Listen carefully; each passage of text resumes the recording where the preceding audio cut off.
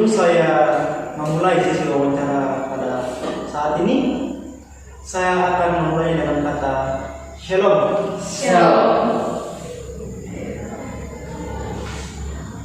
Di sini saya akan memperkenalkan para narasumber yang akan membahas tentang tokoh Jarden Morton.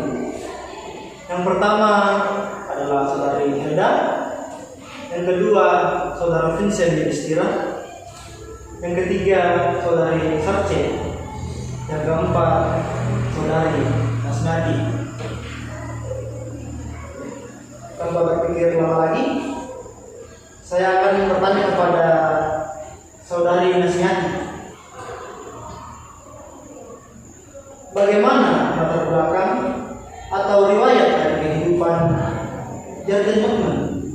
Ya, Jarden Morton lahir pada tanggal 8 April 1926 di Hamburg, Jerman. Keluarganya tidak taat dalam hidup beragama. Sejak kecil, Morton mempunyai ketertarikan dengan puisi, karya sastra, dan pemikiran para filsuf Jerman. Pada usia yang ke-16 tahun, ia juga mengidolakan Albert Einstein. Bahkan ia mau belajar matematika untuk mendalami pemikiran Einstein. Ia sangat tertarik dengan teori relativitasnya. Akan tetapi, seiring berjalannya waktu, ia memiliki minat untuk belajar tentang Kristianitas, terutama tentang teologi. Tatkala semangat belajarnya semakin bertumbuh, Moltmann justru mengalami tantangan yang berat. Bahkan bisa dikatakan ia mengalami masa muda yang suram.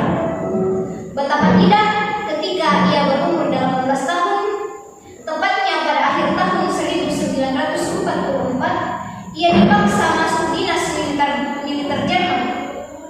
Bahkan ia ikut dalam Perang Dunia Kedua. Ia menjadi tawanan perang di Belgia dan Inggris. Ia menyaksikan bagaimana tawanan menderita, sekarat, bahkan tidak sedikit yang mati.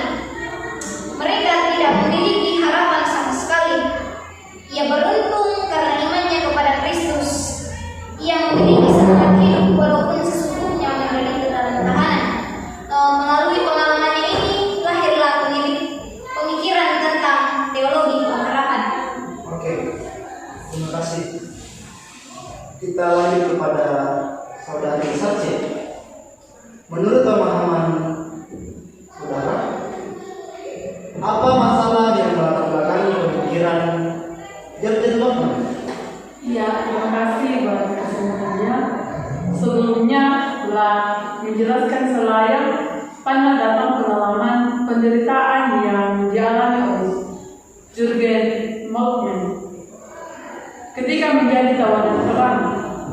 Rupanya uraiannya tentang teologi pengharapan ini sangat dipengaruhi oleh tawanan perang. Ia juga melihat penderitaan yang mengerikan dari para tawanan lain. Selain itu juga ia menyaksikan kehancuran bangsa Jerman setelah perang. Pada saat itu, seseorang pendeta berasal dari Amerika memberinya kitab suci dan ia langsung membacanya, terutama kitab Perjanjian Baru dan kitab Mazmur. Setelah membaca kitab suci itu, ia menemukan bahwa segala harapannya selama ini dijawab dengan baik oleh kitab suci. Ia menemukan Tuhan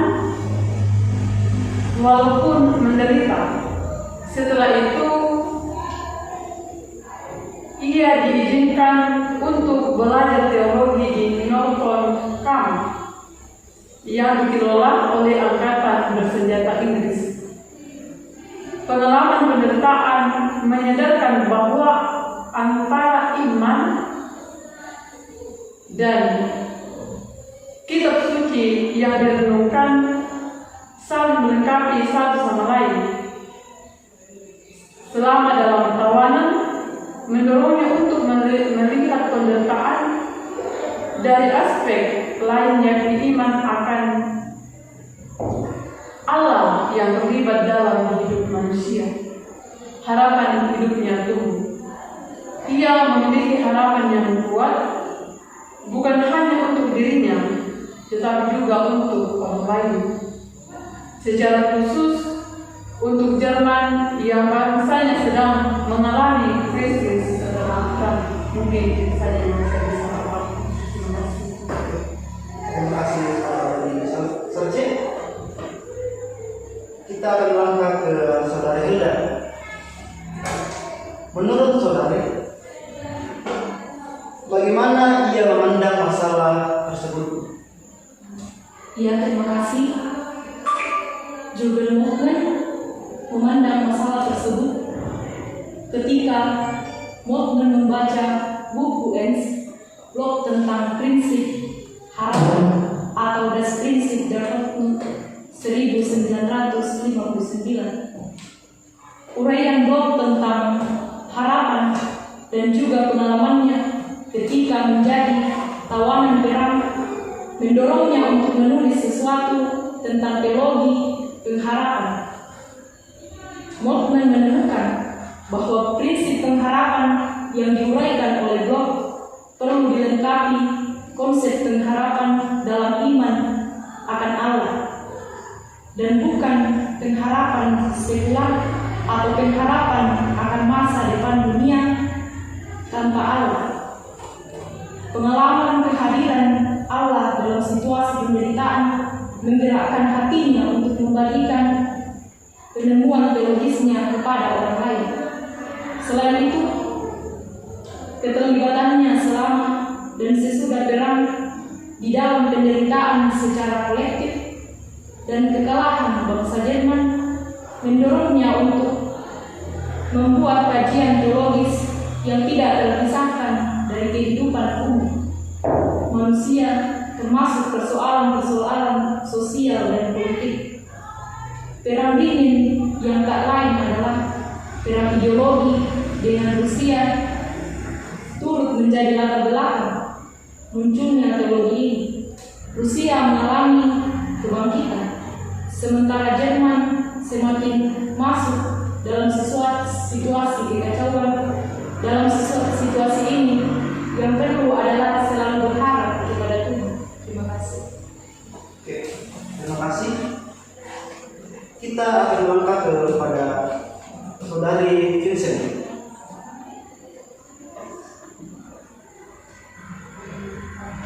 Menurut saudara, bagaimana pemikiran dari Jurgen Moltmann? Terima kasih atas kesempatannya. Di sini saya akan menjelaskan beberapa di mana pengharapan akan apa yang dijanjikan Allah bagi masa depan, artinya harapan yang bersumber dari Allah itu akan memberikan semangat baru bagi pengikut Kristus untuk mengubah dunia saat ini ke arah yang lebih baik lagi. Nah, yang pasti adalah Allah selalu memberikan yang terbaik bagi umat yang menaruh harapan penuh kepadanya. Lalu pengharapan itu bersumber dari dinamika sejarah keselamatan, artinya ialah hal ini berkaitan dengan janji Yesus menyelamatkan dunia. Yang perlu disadari adalah janji itu memiliki latar belakang dalam perjanjian lama. Dan seperti yang kita ketahui bahwa perjanjian lama Allah selalu menjanjikan keselamatan bagi umat Israel berkat wafat dan kebangkitannya dari Allah, bahwa Kristus memberikan harapan baru bagi orang yang percaya. Nah, harapan akan keselamatan kekal sekaligus memanggil para pengikutnya untuk mewartakan keselamatan kepada segala bangsa telah bangkit merupakan pewahyuan akan datang, dan oleh karena itu dapat memberikan tugas perutusan kepada rasul. Lalu adapun salib dan kebangkitan Kristus adalah landasan pengharapan. Maksudnya Moltmann juga menguraikan bahwa harapan Kristiani itu bersumber dari peristiwa kebangkitan dan penampakan Kristus. Sehingga tatkala kita mengetahui kebangkitan Kristus, maka kita juga mengakui tindakan Allah di masa depan untuk mengubah dunia. Tentang hal ini yang menjelaskan sebagai berikut. Dengan kata lain, salib dan kebangkitan Kristus adalah intisari iman Kristiani dan mendasari pengharapan maut yang beriman. Iman Kristiani hidup dari kebangkitan Kristus yang disalib tersalibkan dan mendapatkan masa depan Kristus yang terpenuhi. Dan peristiwa salib dan kebangkitan Kristus merupakan landasan pengharapan bagi pengikut Kristus. Maksudnya adalah dengan merenungkan dan memahami misteri Kristus ini. Dan orang-orang Kristen menaruh seluruh perjuangan hidupnya dan aneka persoalan ke dalam penyelenggaraan Kristus. Mereka yakin bahwa Kristus akan menjadi jaminan hidup dan penderitaan hidup di dunia akan berakhir, dan yang nanti dialami adalah sukacita bersama di Kristus yang bangkit. Sehingga kebangkitan Yesus juga meyakinkan mereka bahwa peristiwa itu adalah kebangkitan Kristus dan antisipasi kebangkitan umat beriman. Sehingga dengan kata lain, peristiwa kebangkitan Kristus menjadi sumber kebangkitan hidup semua orang percaya dan sebagai sebuah konfirmasi janji yang akan dipenuhi dalam semuanya. Sehingga masalah kematian pun tidak lagi menakutkan bagi kita manusia. Mungkin itu saja. Oke. Terima kasih kepada keempat narasumber kita pada saat ini yang telah memberikan sedikit penjelasannya tentang tokoh kita Jurgen Moltmann. Ya, menurut pemahaman dari keempat narasumber kita, dapat kita tarik kesimpulan bahwa teologi pengharapan Jurgen Moltmann menekankan hal penting dalam hidup umat Kristen. Pentingnya menaruh harapan kepada Kristus, pengalaman penderitaan pribadi, dan juga kehancuran bangsa Jerman menyadarkan Moltmann akan pentingnya harapan terjadinya perubahan hidup ke arah yang lebih baik di masa depan. Pengharapan ini bukan tanpa Allah, tetapi bersandar pada Allah. Sejarah khusus salib dan kebangkitan Kristus, inilah landasan pengharapan Kristiani. Akan tetapi, iman akan Kristus ini harus diwujudkan dalam tingkah laku konkret, yakni mengubah dunia dengan penuh penderitaan ini menjadi dunia yang lebih baik. Dengan demikian, pengharapan Kristiani bukan hanya ucapan, tetapi dibuktikan melalui aksi yang nyata yang menghadirkan Kristus.